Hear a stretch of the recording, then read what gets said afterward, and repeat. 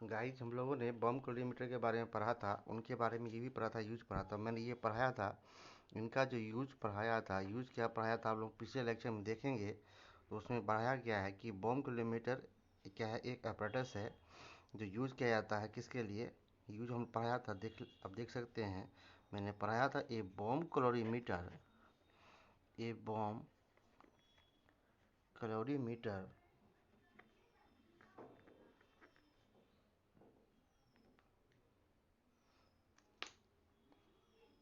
a bomb calorimeter is an instrument instrument. ये यहाँ तक मैंने पढ़ाया था। यूज किसके लिए किया था? Instrument use to major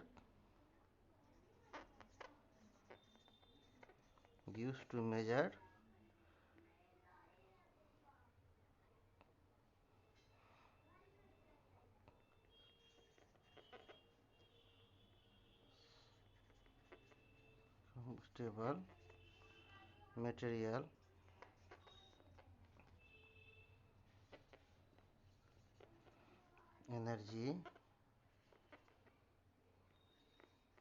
energy constant. यहाँ तक मैं आप लोगों को पढ़ाया था। तो इसे हमारे ये भी बताया था, इसको दो तरह से यूज करते हैं। किसमें यूज होगा? सॉलिड और लिक्विड लुब्रिक, सॉलिड और लिक्विड फ्यूल के लिए। यहाँ तक मैं पढ़ा रखा था।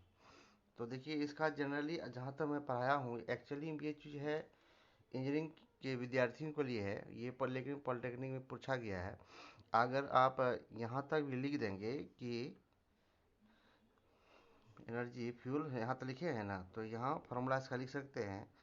फार्मूला ऑफ लिख सकते हैं यहाँ पे, फार्मूला ऑफ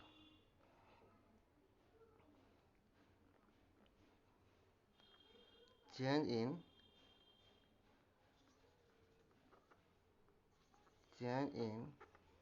इंटरनल एनर्जी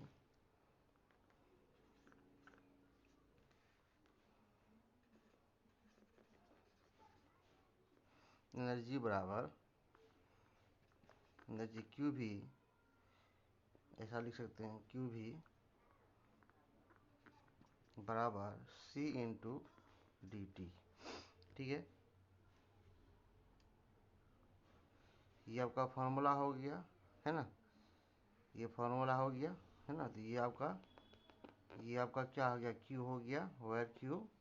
ये आपका क्यू हो गया, ठीक है, ये आपका क्यू हो गया। और उसके बाद सी क्या हो गया? कैलोरीमीटर। सी क्या हो गया? Calorific value.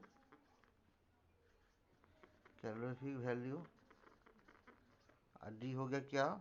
डी टी हो गया। डी कांस्टेंट हो गया, टी हो गया। टेम्परेचर हो गया, ये टी क्या हो गया? टेम्परेचर हो गया। देखिए, अगर यहाँ तक भी आप लोग फिगर जो मैं इससे पहले लेक्चर में पढ़ाया हूँ वहाँ तक पढ़ा के यहाँ तक भी लिख देंगे तो इतना आधा नंबर आपको मिल जाएगा। लेकिन अगर लॉन्ग क्वेश्चन पूछता है तो लॉन्ग क्वेश्चन के लिए क्या करेंगे? अगर आप शॉर्ट क्वेश्चन अगर रहे तो शॉर्ट क्वेश्चन में आप लोग ये आंसर लिख सकते हैं शॉर्ट क्वेश्चन के लिए, ठीक है। अगर यही क्वेश्चन लॉन्ग हो तो क्या करेंगे? तो हम लोग देखते हैं लॉन्ग के लिए कहाँ से क्या है। लॉन्ग के लिए आपको आगे क्या क्या करना है। अगर यही क्वेश्चन लॉन्ग क्वेश्चन आ जाए,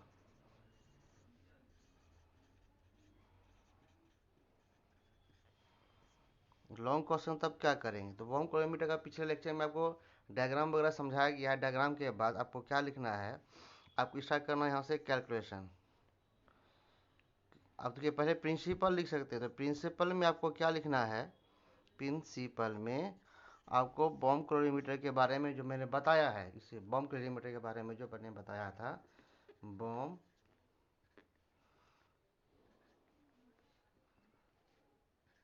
बॉम के लोरी मीटर, इनके बारे में जो मैंने व्याख्या किया था उनके बारे में आप यहाँ मेन से आप कर सकते हैं। ठीक है, आपको सीधा करना है कैलकुलेशन स्टार्ट, कैलकुलेशन स्टार्ट। तो कैलकुलेशन में क्या करना है, तो देखिए इसमें मानते हैं तो उसमें दो चीज़ होता है कि कैलोरीफिल में जो फ्यूल डालेंगे उसका मास होगा, तो उस फ्यूल का मास सबसे पहले लिखते हैं। तो इसमें क्या करते हैं, लेट क्या करते हैं, वेट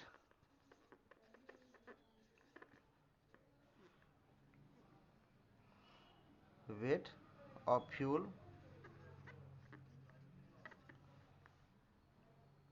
सैंपल टेकन, कितना लेते हैं, एम ग्राम। ठीक है, तो क्या था, ये था, देख लीजिए मैं फिर से बना रहा हूँ फिगर।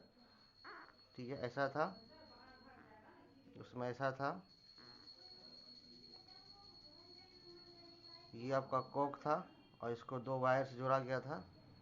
ठीक है, ये पॉजिटिव था और ये नेगेटिव था। ठीक है, इसको आप 6 से 12 वोल्ट ले सकते हैं, 6 से 12 वोल्ट तक पॉजिटिव और नेगेटिव।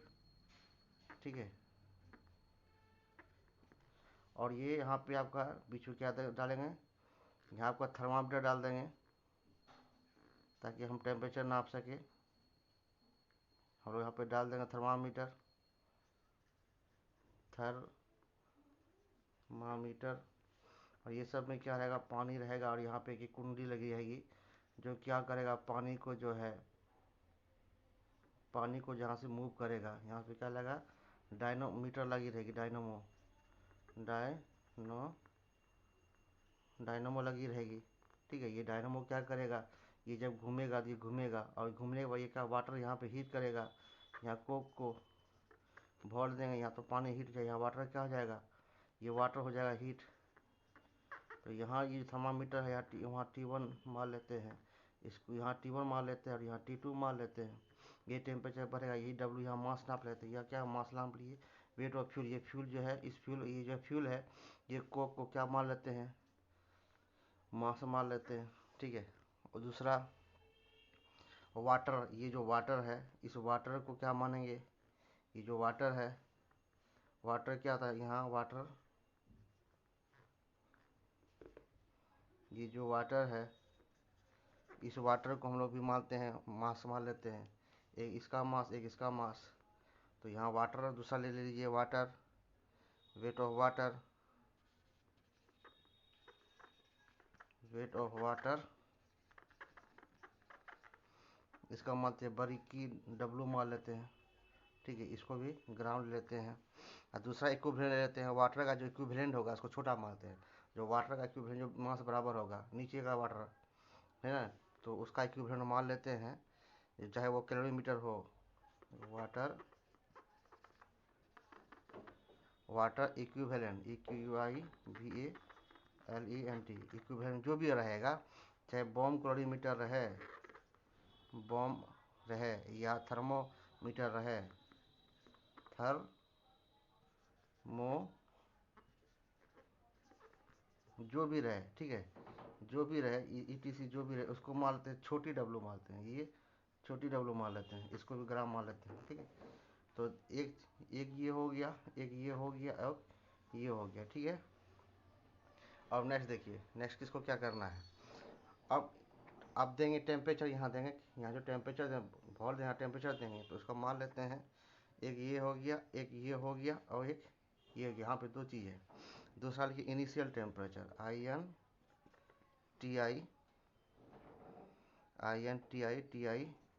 इनिशियल टेम्परेचर,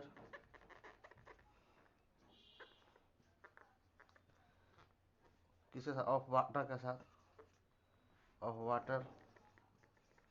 इसका मान लेते हैं T1 और डिग्री सेल्सियस। इसी तरह फाइनल, एक प्रारंभिक हुआ, मतलब प्रारंभिक टेम्परेचर हुआ, और फाइनल टेम्परेचर हुआ। फाइनल टेम्परेचर के लिए आपको मान लेते हैं T2 डिग्री सेल्सियस। ठीक है, ये हो गया, वो हो गया T1 हो गया, एक T2 हो गया, है ना, एक T1 एक T2 हो गया। अब देखिए दो चीज़ हो गया। अब ग्रोस कैलोरीफिक वैल्यू, या तो high calorific value, high calorific value, या जिसका इसका दूसरा नाम क्या नाम है, GCV, पढ़ाए हुए हैं, अब लेक्चर देख सकते हैं, इसको मान लेते हैं। और फ्यूल ऑफ, जो ईंधन है, ये जो फ्यूल जो लकड़ी दिए हैं, इसको मान लेते हैं हम लोग, क्या मान लेते हैं, इसको मान लीजिए थीटा मान लीजिए, इसको क्या मान लीजिए, थीटा मान लीजिए, थीटा कैलोरीफिक वैल्यू को मान लीजिए ग्राम में। ठीक है, तो अब आगे देखिए, अब आगे देखिए क्या होता है। अब देखिए क्या है कि देन अब क्या करते हैं, heat liberated bye combustion of fuel, मतलब ऊर्जा, दहन की ऊर्जा कैसे नहीं, दहन की ऊर्जा बराबर होता है मास गुना थीटा। मास गुना थीटा, मतलब मास कौन है आपका, पहले देखिए मास कौन था, मास, अब थीटा किसको माने हैं, पहले एम किसको माने, देखिए सबसे पहले मानते हैं वेट ऑफ फ्यूल, जो वेट जो था वो फ्यूल था, मास था। और थीटा किसको मानते हैं, थीटा माने हैं कैलोरीफिक वैल्यू, मतलब ऊर्जा की दहन को जब दोनों को मिलाएंगे तब ऊर्जा का दहन होगा, तो वही दोनों को मिला दिए। ठीक है, यहाँ आपका फार्मूला बन के एक तरह से फार्मूला बन के तैयार हो गया। ठीक है, अब देखिए दूसरा क्या कर रहे हैं, यहाँ एम समझ गए और थीटा समझ गए, एम क्या है समझ में आया, अब थीटा क्या है समझ में आया। और दूसरा देखिए, दूसरा क्या कहता है, अब कैलोरीफिक वैल्यू में जो फिगर के हिसाब से आप दोनों को जोड़ेंगे तब हीट बनेगा। अब लिखिए हीट क्या होगा, heat absorb, heat absorb, heat absorb water by water calorimeter, water calorie meter. इसमें क्या हो जाएगा, टोटल जोड़ेंगे तो पहला था W, बड़की W, छोटा था छोटी W, ठीक है ना, उसके बाद टेम्परेचर T2 और माइनस T1, टोटल हो गया, उसी टोटल को लिखा गया है। ठीक है, अब क्या करते हैं, अब हीट के साथ दोनों को बराबर करेंगे, तो उसका पहला वाला वैल्यू और दोनों का वैल्यू जब बराबर करेंगे तब बने बराबर हो जाएगा। तो नाउ अब देखिए क्या हो जाएगा, नाउ अब क्या कर सकते हैं, नाउ एब्जॉर्ब ऑफ हीट बराबर, नाउ हीट, हीट क्या होगा, heat absorb, heat absorb, heat absorb मतलब एम थीटा, है ना, हीट एब्जॉर्ब बराबर heat limited, heat, heat LIBRATD, दोनों बराबर करेंगे तभी होगा, तो दोनों बराबर कर दिए तो क्या हुआ, तो एम थीटा बराबर डब्लू, बड़की डब्लू और छोटका डब्लू, और T2 माइनस T1। यहाँ तक क्लियर है। अब उसको देते हैं भाग, देखिए क्या लिखे हैं, दोनों को बराबर कर दिए, एम थीटा बराबर डब्लू, बड़का डब्लू और छोटका डब्लू और T2 और minus T1।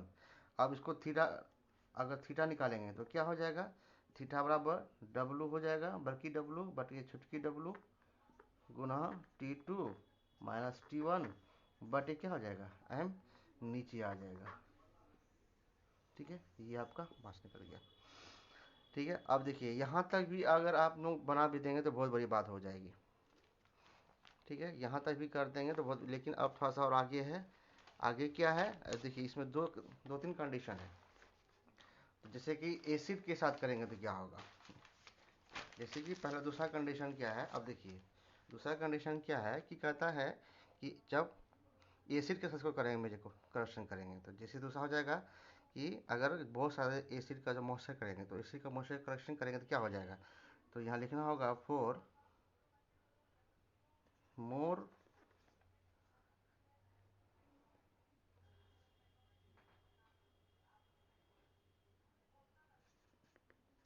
Accurate result, results flowing,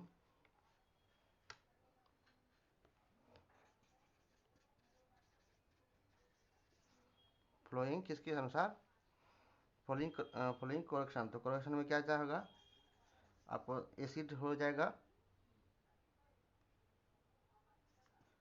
corrosion, है ना, कौन कौन क्षेत्र होगा, तो पहला क्षेत्र होगा एसिड हो जाएगा, पहला हो जाएगा एसिड,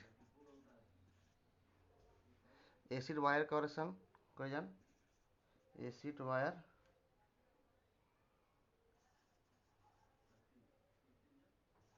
कोरिजन। इसको शॉर्ट टर्म में लोग कैसे लिख सकते हैं, इसको देखिए, इसको शॉर्ट में ऐसा लिख सकते हैं, एसिड का आपका टी मान लीजिए और इसका ऐसा मान लीजिए, ऐसा लिख सकते हैं। तो इसको ऐसे भी लिख सकते हैं हम लोग, ठीक है। कैसे लिखे, टेम्परेचर हो गया, टेम्परेचर हो गया, एसिड का टी हो गया, ठीक है। इसको टी ए लिखते हैं, मतलब टेम्परेचर ऑफ किसका, temperature of acid wire corrosion का। इसी तरह से सबका करेंगे।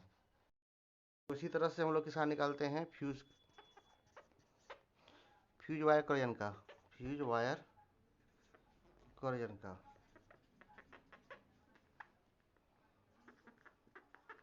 इसको ऐसे भी लिख सकते हैं, टेम्परेचर हो गया, फ्यूज का एफ मान लीजिए, इसको टी एफ लिख सकते हैं। अब नेक्स्ट लेते हैं हम लोग कॉटन कॉटन थ्रेड कोरिजन का, कॉटन कॉटन थ्रेड कोरिजन का, इसको टी, कोरिजन का सी, टी सी भी लिख सकते हैं हम लोग, है ना। कॉटन थ्रेड का, सॉरी, यहाँ टी, ये पूरा टर्म को लेना है, यहाँ टी लीजिए, ये टी हो जाएगा, ठीक है। उसी तरह से कूलिंग का लेते हैं, कूलिंग कूलिंग कूलिंग कोरिजन का क्या हो जाएगा, कूलिंग कोरिजन का हो जाएगा, टेम्परेचर टी हो गया, कूलिंग का सी हो गया, ठीक है। ये इतना हो गया, तो 4 टर्म होगा। तो पहला लेते हैं, एसिड वाला देखते हैं। पहला क्या था आपका, एसिड वाला था।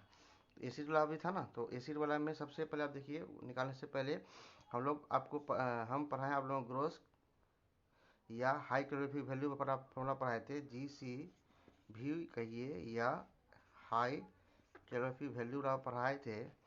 तो यहाँ पे हाई कैलोरीफिक थीटा हो गया, यहाँ पे क्या हो गया, थीटा हो गया। पिछले लेक्चर में देखिएगा, तो यहाँ पे क्या हो गया, थीटा हो गया। तो थीटा बराबर क्या हो जाएगा, थीटा बराबर हो जाएगा बड़की डब्लू प्लस छोटकी डब्लू, है ना, छोटकी W into T2 minus T1 plus TC, ठीक है। टोटल कर दिए, टोटल में माइनस कर दिए, तो निकल जाएगा आपका, टोटल निकल जाएगा।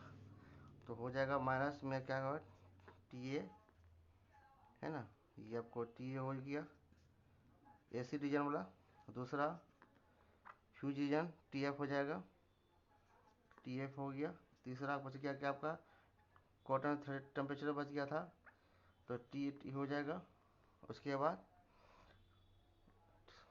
कोरिजन निकालना, इसी में माइनस कर दे, निकल जाएगा, हो गया। अब देखिए, अब कुछ तो बचा नहीं, 3 यहाँ 4, चारों टर्म आ गया। अब बटे आपको यहाँ क्या कर दीजिए, ब्रैकेट बंद, इंटू कर दीजिए, बाय क्या कर दीजिए, बाय एम कर दीजिए, बाय एम, बाय एम आपका फॉर्मूला बन के यहाँ आपको थीटा लिख दीजिए, यहाँ पे यहाँ थीटा लिख दीजिए, थीटा बराबर आपका मान निकल गया, ठीक है। तो इसी तरह एनसीबी में कैसे होगा, ये तो जीसीबी में निकाले, मतलब हाई कैलोरीफिक वैल्यू पे निकाले। तो लो कैलोरीफिक वैल्यू में क्या हो जाएगा, या लो कैलोरीफिक वैल्यू में क्या हो जाएगा, high calorific value minus 9 into H, H मतलब हाइड्रोजन, इंटू 587/100, ठीक है। हम इसको ऐसे भी लिख सकते हैं, इसको कैसे लिख सकते हैं, देखिए, ये मान क्या है, कहाँ से आया, ये मान कैलोरीफिक वैल्यू होता है, ठीक है।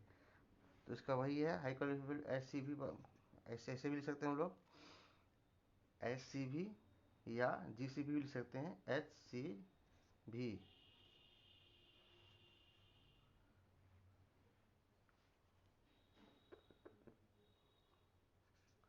जी सी भी बराबर